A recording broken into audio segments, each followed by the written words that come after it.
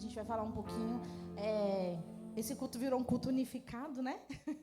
Mas era um culto que a gente, a princípio, seria um culto para as mulheres. A gente está todo mundo de rosa. E aí ficou muito melhor, porque a gente tem rosa, tem azul, tem amarelo, tem os filhos, tem neto, e tá tudo junto, né? Então a gente vai falar um pouquinho de cada coisa, e aí vai estender um pouquinho mais, porque aí como a gente tem os homens, a gente vai falar um pouquinho de próstata também, tá? Nosso corpo é templo do? Templo do? Então a gente tem que cuidar dele, né? É o mínimo que a gente tem que fazer. Se puder apagar essa luz aqui, eu acho que ajuda um pouquinho. Por favor. Pode passar, Igor. Então, vamos falar aqui do câncer de mama. Eu sou Elisa. A gente fala um pouquinho da história ali, onde começou esse movimento, porquê da cor, porque vira uma coisa para a mulher. Mas, homem tem câncer de mama? Quem falou que tem, levanta a mão. Homem tem câncer de mama, tá, gente? E é muito mais grave do que na mulher. Porque o homem acha que é um tecido adiposo, um tecido de gordura, e ele vai deixando e vai passando. Quando vê, já está um BIRADS 4, 5. Quando a gente fala BIRADS na área técnica, né, falando de câncer, é porque a gente quer falar o estágio que a doença está. Então, ela vai normalmente de BIRADS 1 a BIRADS 5.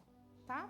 Então, ali tem a campanha que todo mundo conhece, que o Ministério da Saúde propaga e é muito bem divulgado. Tá bom? A gente vai falar um pouquinho aqui sobre a questão do autoexame, que é a melhor coisa que a pessoa faz, e isso tem que ser todos os dias, periodicamente.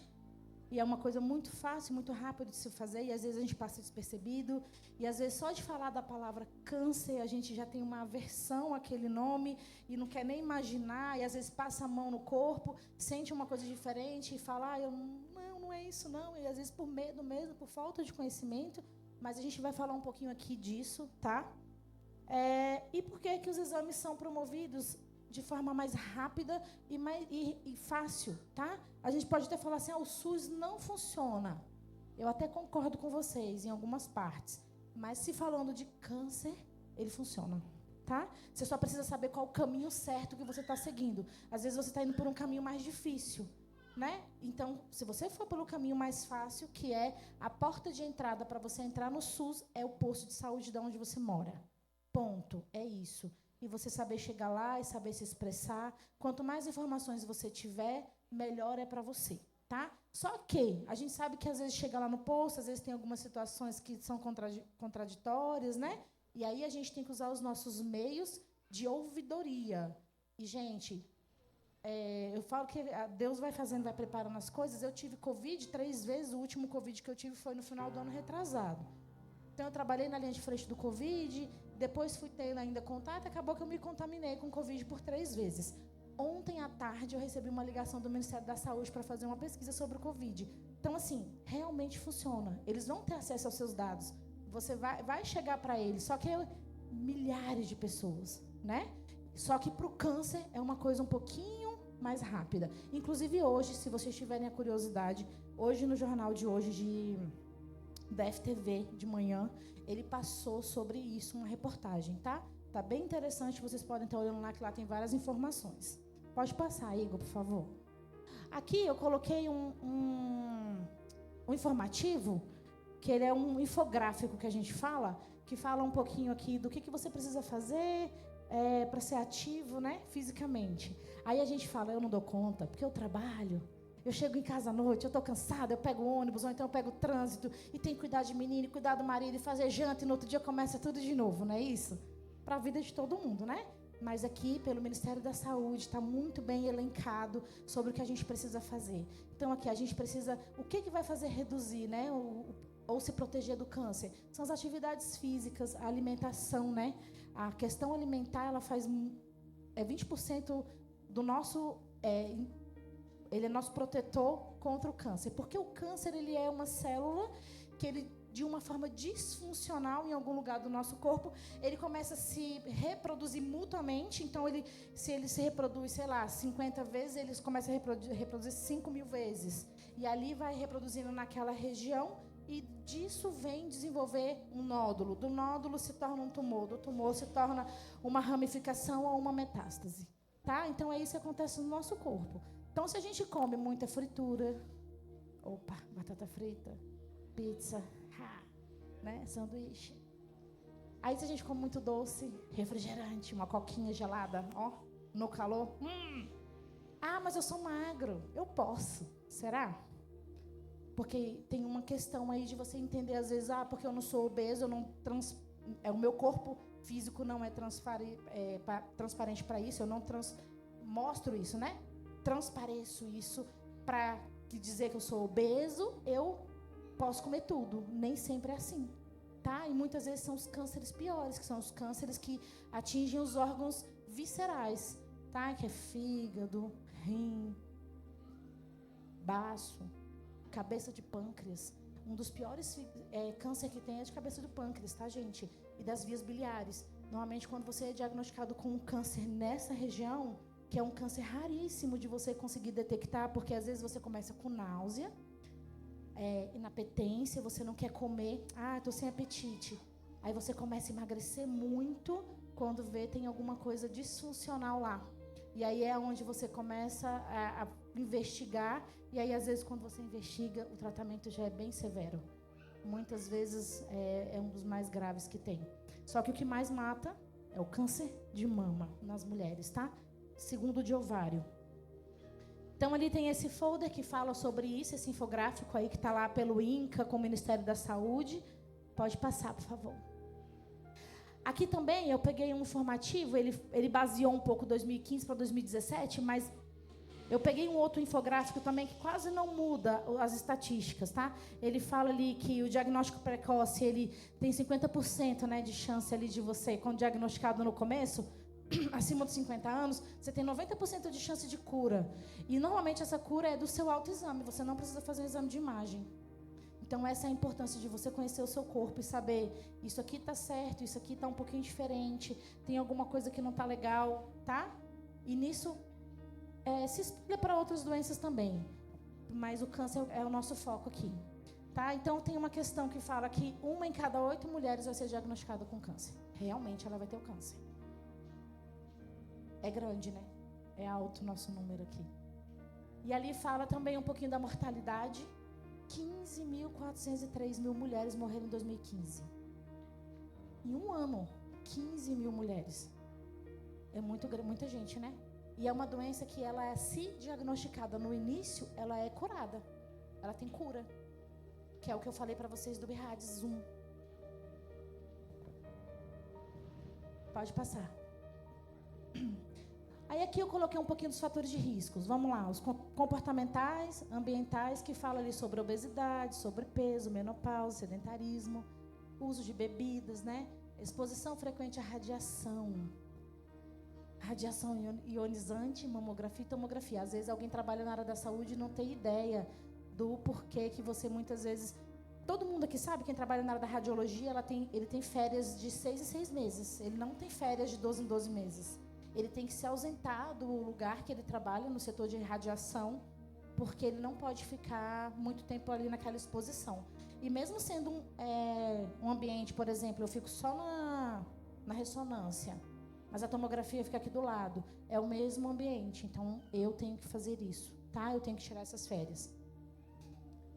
E ali vem aqui uma questão também da história de reprodutiva e a questão hormonal. Então vem a menarca, né, que fala antes dos 12 anos, quando você tem essa primeira menarca, que é o primeiro ciclo, né, nas meninas, antes dos 12 anos, é um risco que você tem. Não ter tido filhos, primeira gravidez só após os 30 anos, ter uma questão de menopausa após os 55 anos. Então, tudo isso que a gente vai achando que está tudo certo, tudo normal, muitas vezes não é, tá? Uso prolongado da questão de reposição hormonal. Isso é uma coisa muito interessante, porque hoje em dia a gente vive muita modernidade, né?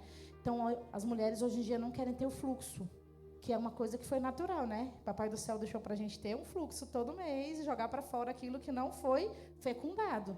Só que as mulheres, por vários motivos, elas querem não ter. Então, aí usam hormônios, tem algumas coisas que são semi-implantadas, né? Alguns dispositivos que ajudam esse fluxo não vir. E esse fluxo vai ficar onde? Já parou para pensar? Né? Ele vai ficar em algum lugar. A gente não colocou ele para fora, né? Então, o nosso organismo, através daquele hormônio que eu injeto ele no meu corpo, E muitas vezes ele semi-implantado, ele fica no meu organismo ali por um bom tempo, 1 ano. Cada marca, cada forma tem um tempo que ele fica implantado em você. Então ele fica ali soltando um hormônio todos os dias um pouquinho, ó. Todos os dias ele vai soltando um pouquinho. E ali você vai se enchendo de hormônio. E aí você pode também, é um fator de risco que você está se colocando, né, à disposição de desenvolver um câncer aí. Pode passar, Igor. E aqui tem a questão hereditária, genética, história da família, né, de câncer de ovário, câncer de mama, e aí de mama em homens, que fala aqui, frisa bem. E aí tem uma questão de mama na mãe, irmão, filha, principalmente antes dos 50 anos. Normalmente quem vai fazer um rastreio, um acompanhamento, ele vai fazer a mulher após os 40 anos. Vai fazer uma vez ao ano. Faz uma mamografia e faz uma ultrassonografia. Só que se eu tenho algum caso na minha família, de uma linhagem, né? Eu preciso fazer antes. E aí eu preciso ter acompanhamento com a ginecologista, que aí ela vai estar vendo qual a melhor forma para a gente poder estar fazendo esse rastreio. Só que hoje a gente não tem mais, antigamente, eu não sei vocês, mas quando eu era pequena, eu achava que só tinha câncer de mama mulheres, assim, de 40 anos para cima. Hoje em dia, não. Hoje em dia, meninas jovens, 22, 23, 25 anos, estão desenvolvendo câncer. Muitas vezes, câncer bilateral, que são dos dois lados, tá? Às vezes, um lado mais grave, com uma história mais avançada, e às vezes, não. Pode passar. Aí, vamos lá. O que é o câncer de mama, né? É um tumor, como eu falei, que ele se desenvolve como consequência de alterações genéticas em algum conjunto de células da mama, que passam a se dividir descontroladamente. Então, ele vai replicando e vira uma coisa desordenada, e ali ele vira um nódulo. E ali ele vai desenvolvendo e pode ser maligno ou benigno, né? E o tipo de câncer acomete mulheres, é o tipo de câncer que mais acomete mulheres em todo o mundo. Aí tem ali números, né, que esses números eu não vou nem falar para vocês aqui. Quando eu fiz aqui estava dizendo, foi o ano passado que eu peguei essa informação, mas hoje ele já está quase que dobrado, 1,38 milhões o número de mulheres que são infectadas, que são diagnosticadas, que desenvolvem o câncer. Então, a Organização Mundial da Saúde, a gente tem esses dados, todos os dias ele muda, tá? Então, é um número muito grande. Pode mudar, por favor. Aqui tem um autoexame, que eu deixei essa fotinha para você entender melhor como é que você faz. E esse autoexame serve para o homem e para a mulher, tá? É da mesma forma. Então, você levanta a mão, coloca a mão do lado aqui na cabeça, e com a mão que está livre, você vai apalpar. Sentido horário. Se você sentir alguma coisa diferente, fica de olho. Porque tem o período, às vezes você está no período pré-menstrual, e ali tem a questão da mama ficar mais enrijecida, e às vezes a gente fica mesmo, sente que tem alguma coisa diferente, e a gente tem que acompanhar, tá? Para ver se isso vai aumentar o volume ou não. Como a pastora Cláudia falou, ela diagnosticou, ela viu que era uma coisa e foi acompanhando e viu logo no início. A gente fica um pouco preocupada, fica desesperada, porque é uma doença que mais mata, né? Mas a gente tem que saber conhecer o nosso corpo. Esse é o mais importante, tá? Homens e mulheres. O homem que é um pouquinho mais fortinho é um risco também, porque às vezes aquela questão do peitoral dele ser um pouquinho maior, cair um pouquinho, vai levando, não sente muita diferença e vai empurrando, né? Então, ali, você levanta na frente do espelho, aí com a mão direita você apalpa a esquerda e vice-versa. No banho, com a pele ensaboada, excelente, é a melhor hora para se fazer o exame, tá? Quando você está na hora do banheiro, no seu banho ali, você passa bastante sabão na sua mão e você passa a mão, sentindo a ponta, as interdigitais da sua mão, você vai passando ao redor da mão e você vai sentindo. Normalmente é para você sentir como se fossem uns carocinhos, assim, bem um montezinho. Você vai sentir isso. Com o passar do tempo que você vai conhecendo o seu corpo, você vai falar, não, isso aqui está tudo normal. Se você sentiu alguma coisa um pouquinho maior, já começou a ficar um tamanhozinho ali, será, de um feijãozinho, já está diferente. Azeitona, piorou, tá? Pode pular, Igor. Aqui tem uma foto que eu achei bem legal, que dá para você entender um pouco melhor. São peras, né? Não, ali é laranja, só ali embaixo com uma pera. Ele coloca o endurecimento. Tá vendo aquele segundo? É um suco que fala. É como se a mama e uma parte dela ela entrasse para dentro. E você pensa que tá tudo normal. Tem gente que não quer saber, né? Às vezes eu tô mais idosa. A mama já tá mais flácida, né? Querendo ou não, a gente já perde um pouco mais dessa parte da vitalidade, né? Do órgão. Fica de olho, tá? A erosão. tem ali o mamilo, ao redor nasceu um carocinho, sei lá, esse carocinho está saindo, parou? Como é? Porque a gente normalmente essa parte fica coberta, né?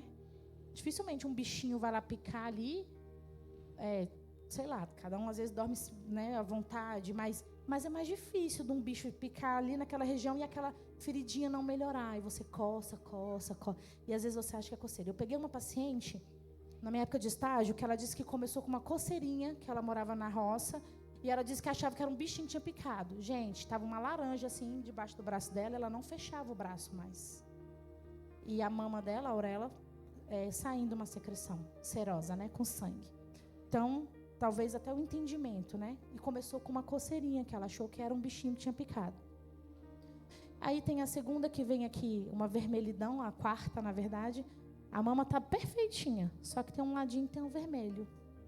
Como é que vai ficar vermelho? Por que vai ficar desse jeito? Eu bati, né? Alguma coisa aconteceu? É uma área mais sensível, então dificilmente a mulher vai, né, ter esse tipo de trauma. Ficar de olho.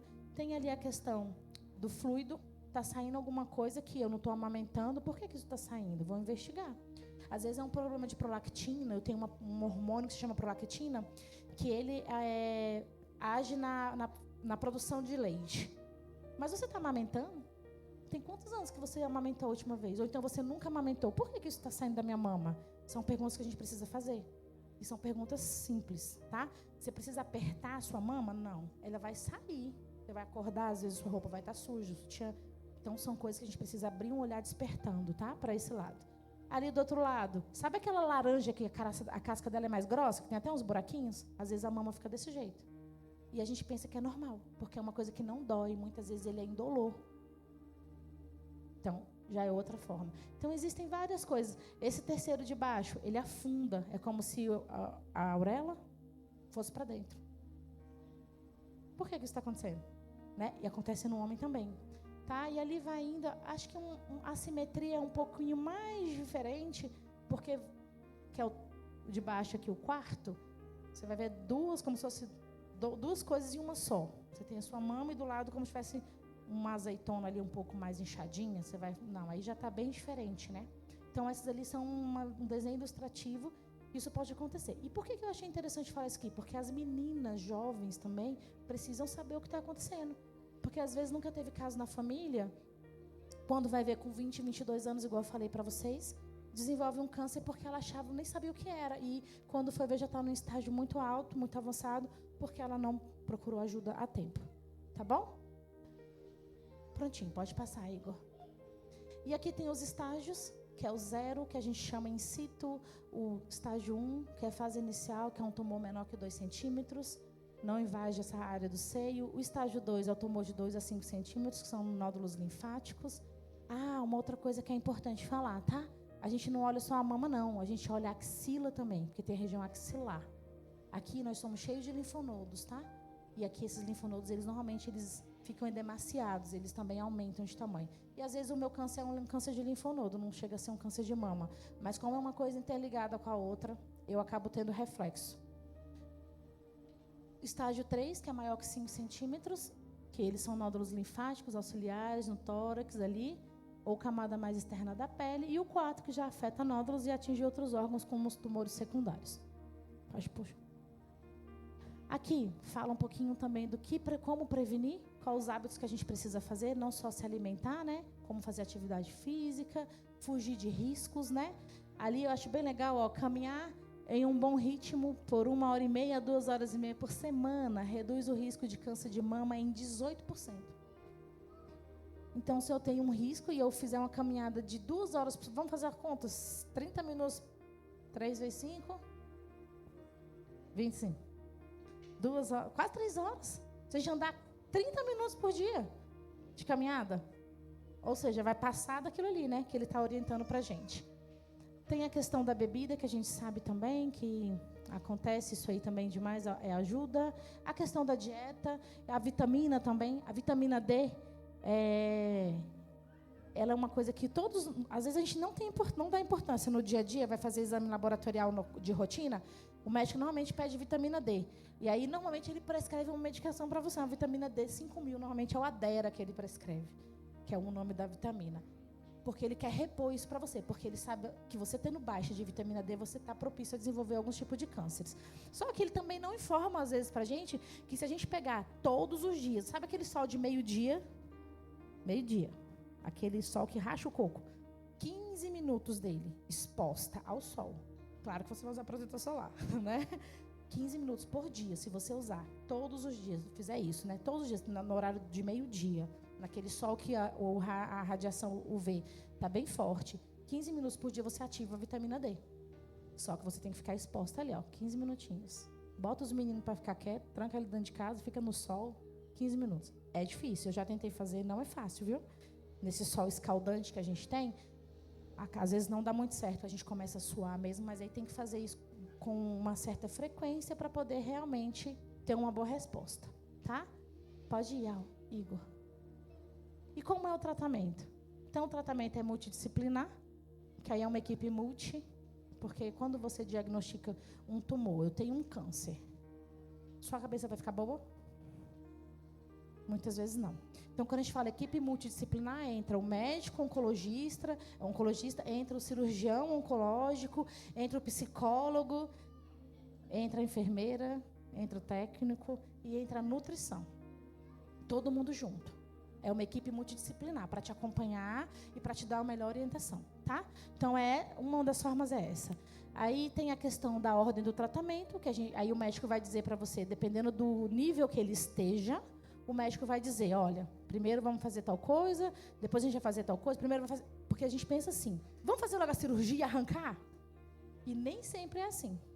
A gente às vezes tem que fazer quimioterapia para ver se reduz, ou então faz uma radioterapia para ver se reduz, ou faz os dois para ver se reduz o tamanho, para depois ver se ele não invadiu outros órgãos, para ver se faz a retirada. Então é um pouco complexo, tá? Outra coisa, a gente não faz a retirada da mama, que se chama a mastectomia radical, a gente faz a parcial. Então, às vezes, depois que faz o acompanhamento ali, não preciso tirar a mama inteira, eu posso tirar um quadrante da mama. A minha mama eu divido ela em 4, então eu tenho quadrante superior e inferior. Às vezes, depois que eu faço todo esse acompanhamento, eu vejo que, sei lá, está alojado no quadrante inferior da mama direita. Quadrante inferior da mama direita, lado direito. Então, eu vou arrancar só esse pedacinho. Tá? Eu vou tirar só esse pedacinho.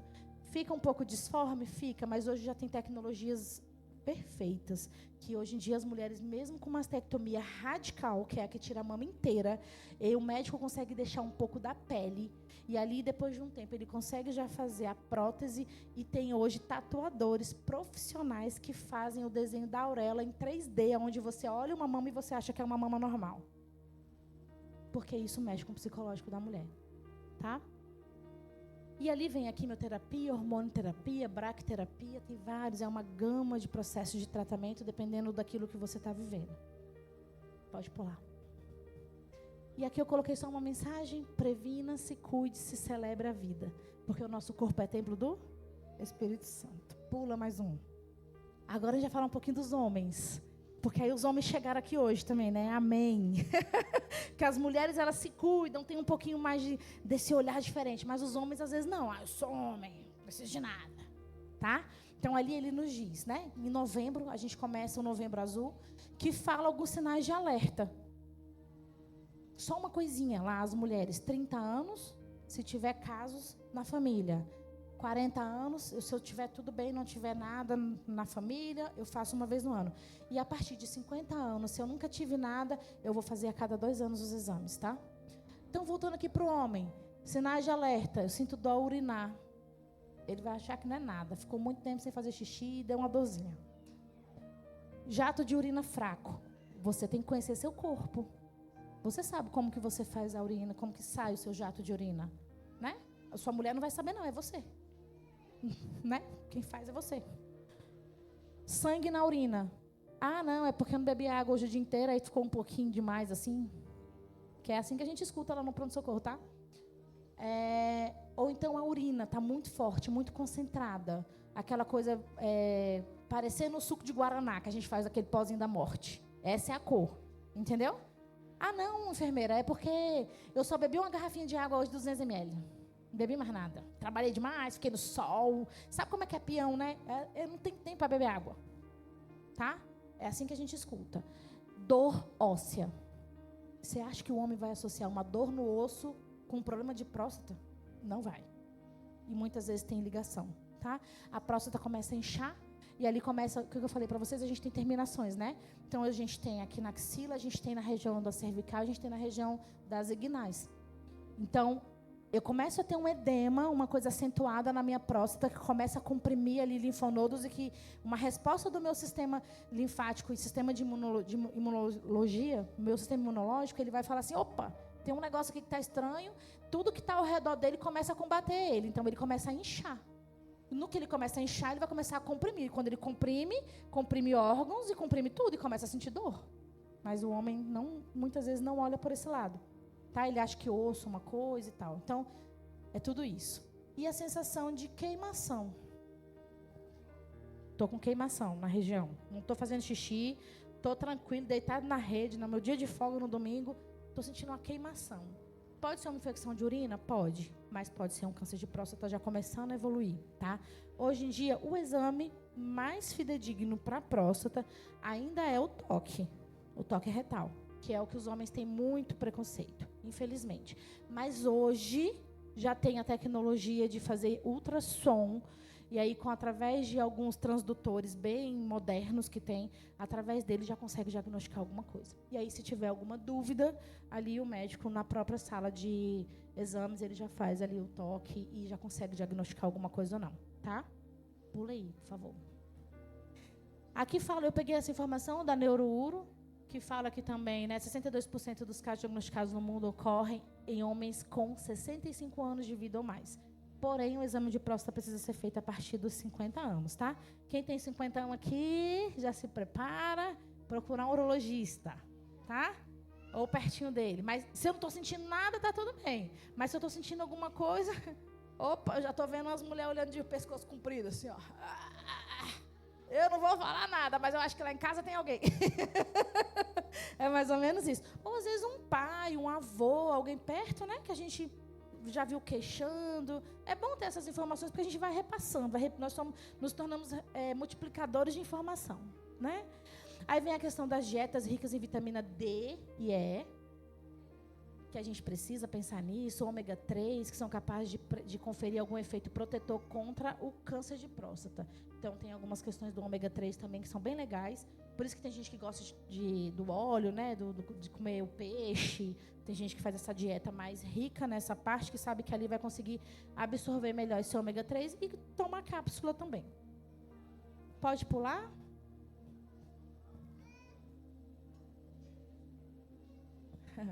Aí vamos lá. O diagnóstico de câncer de próstata é feito por meio de exames físicos, laboratoriais e de imagem, que podem ser complementados com biópsia. Às vezes o médico lá na sala de exame vai pedir uma biópsia, ou então lá mesmo ele já faz uma biópsia. Tá? A biópsia na mama, imagina, a mulher está aqui, vem uma agulha, o médico, através de um exame de imagem, que ela está normalmente na radiologia, ele vê onde que está. Vamos supor, está nessa região. Aí ele vem com uma agulha, que se chama core biópsia, o nome dessa agulha.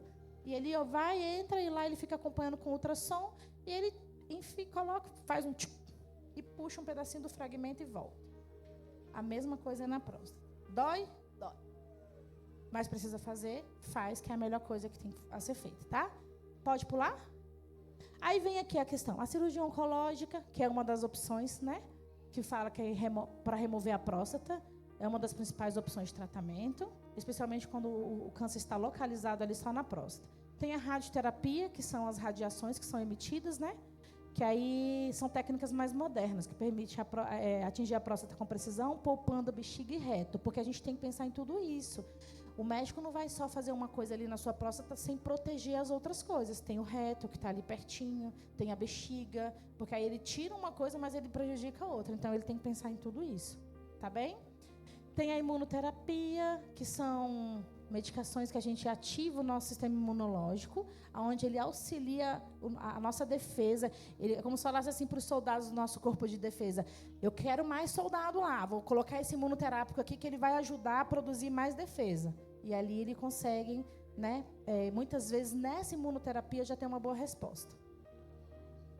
Vigilância ativa, que é aquilo que a gente está falando, saber se cuidar, saber se conhecer. Eu pulei um pouquinho ali a terapia hormonal, que também, ela é um pouquinho mais complexa, porque ela é quando já tem um pouquinho de metástase. Já tem ali, já tem em algum outro lugar, tá? Pode pular. E aqui eu coloquei só um versículo aqui da Bíblia.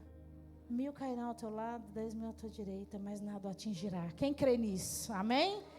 É isso, igreja, e aqui eu agradeço a minha oportunidade.